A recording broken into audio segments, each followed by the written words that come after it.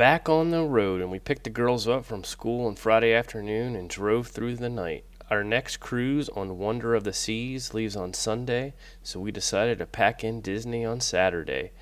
The trip morphed from a character dinner to a day at a park to 4 parks in one day. So here we are. Don't know what time it is, but we are heading out to the Animal Kingdom. We're going to try to do 4 parks one day. What time is it, Matthew? It's not cruise day. It's Disney Day. It's Disney Day.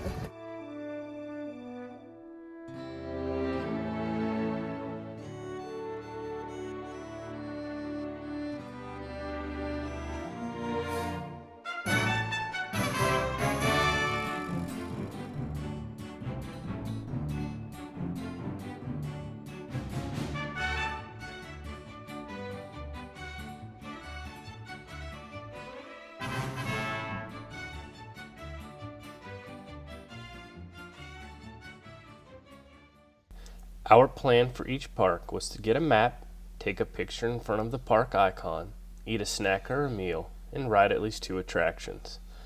Upon arriving at the Animal Kingdom, we first got in line to get our picture in front of the Tree of Life.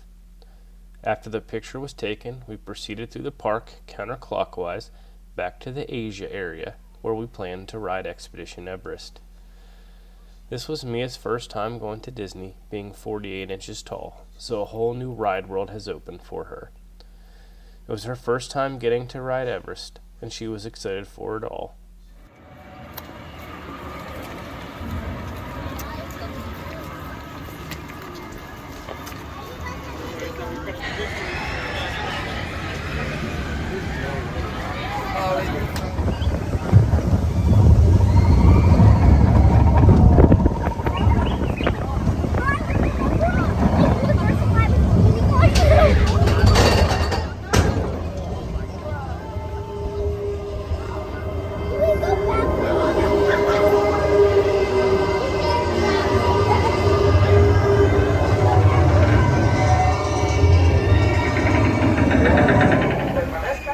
We continued around the park where we were able to ride Kilimanjaro safaris using a lightning lane.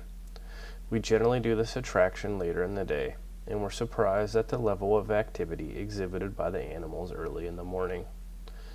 We saw a variety of giraffes and zebras out on the savannah, as well as rhinos, elephants, and African dogs. Per usual, the guide was informative and pointed out all the different animals as we passed.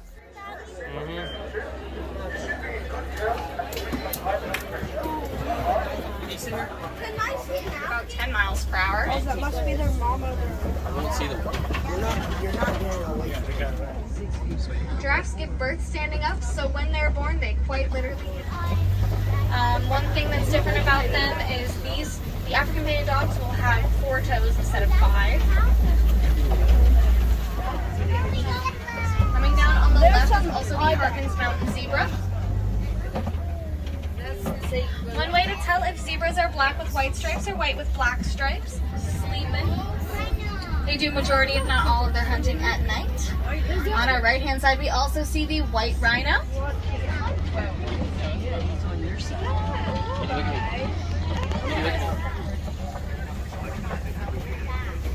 Look here, Mia.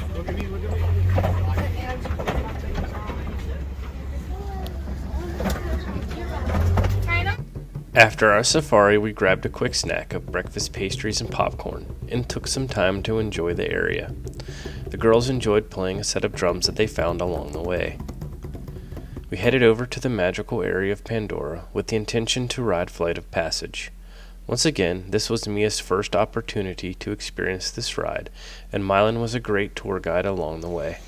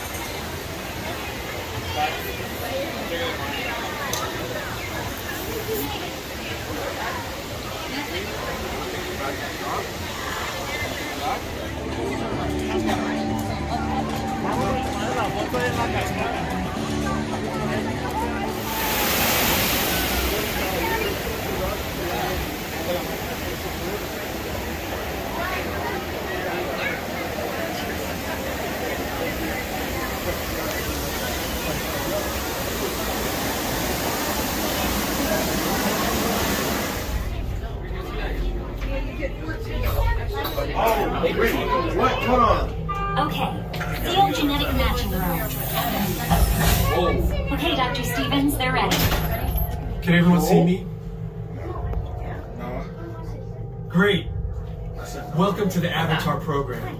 Soon, you're going to have a chance to undertake an amazing Navi rite of passage, flying on the back of this powerful animal called an Ikron, or as we call it, a Banshee. After flying on the back of a Banshee, we headed to Satui Canteen for lunch. This is one of my favorite quick service restaurants in all of Disney, and probably one of the main reasons why Carrie chose to start our day in Animal Kingdom, so that I could eat lunch here. Even the girls enjoyed one of the bowls. While at lunch, we scheduled our next lightning lane for the Navi River journey. We generally would not bother with this ride, but still had a good bit of time before we could park hop, so we decided to add it to our list.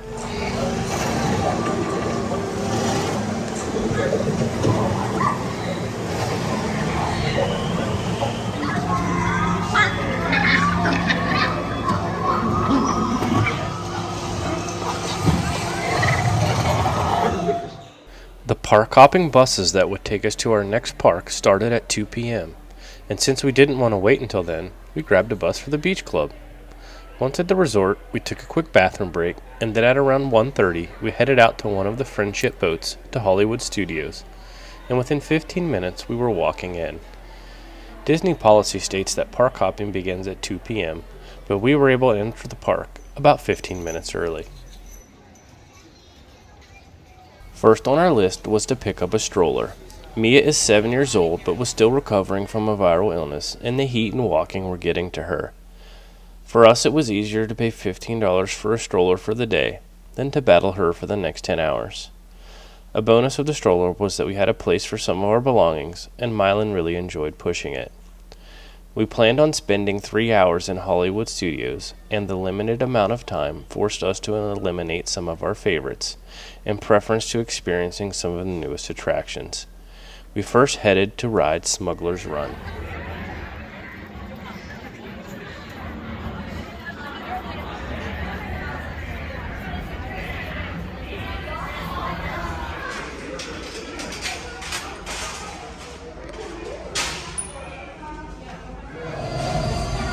Right pilot, push the flashing button to take off. Pilot on the left, move your stick to fly right and left. Pilot on the left. Pilot on the right, pull back on the stick to fly up and push forward to fly down. Weapons are online.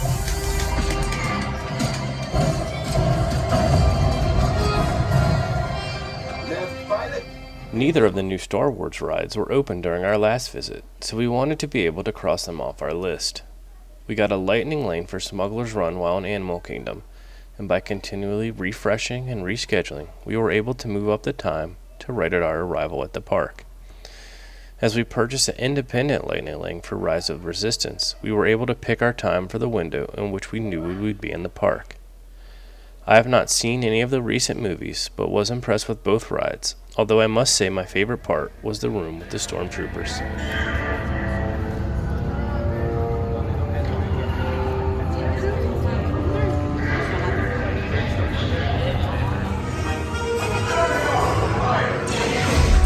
Next up was Mickey and Minnie's Runaway Railway, and to be honest, it was a big letdown. It just missed the mark for us.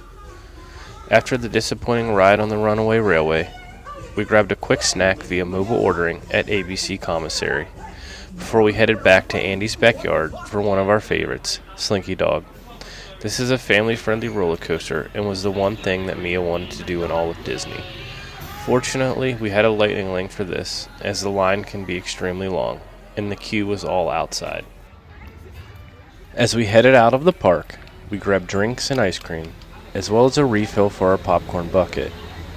We knew we had to take advantage of the downtime on transportation between the parks if we wanted to make the day a success. We left Hollywood Studios a little before 5 p.m. and took the Skyliner towards Epcot. Carrie planned out our entire day and took advantage of the times that could do double duty.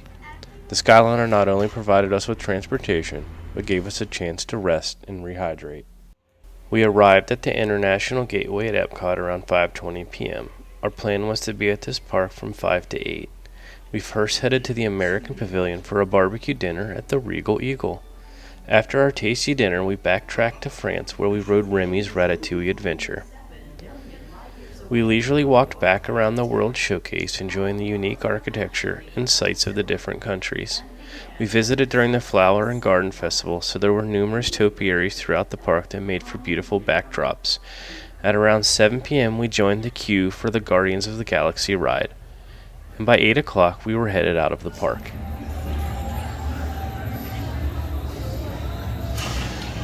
The monorail was our fourth mode of Disney transportation for the day.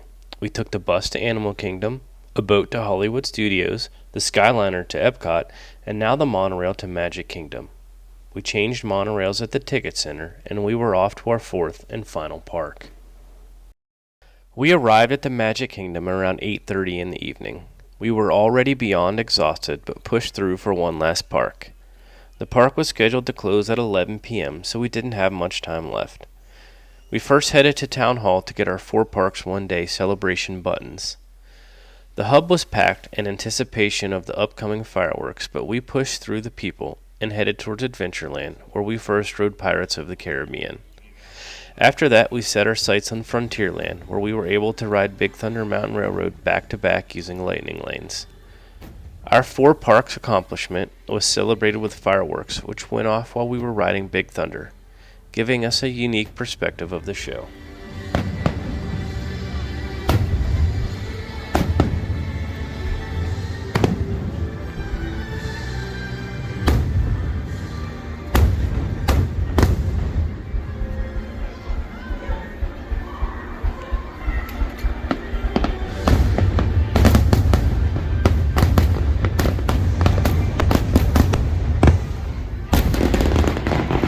We continued our evening in the Magic Kingdom and closed out our day with Space Mountain.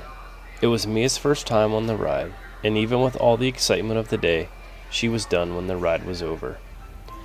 Her and I headed out of the park and back to the resort for some much-needed rest, while Mylon and Carrie closed down the park with some last-minute shopping at the Emporium. On our way back to the resort, we saw a Disney original, the Electrical Water Pageant. We always enjoyed watching this from the beach at the Polynesian in years past, so it was nice to see.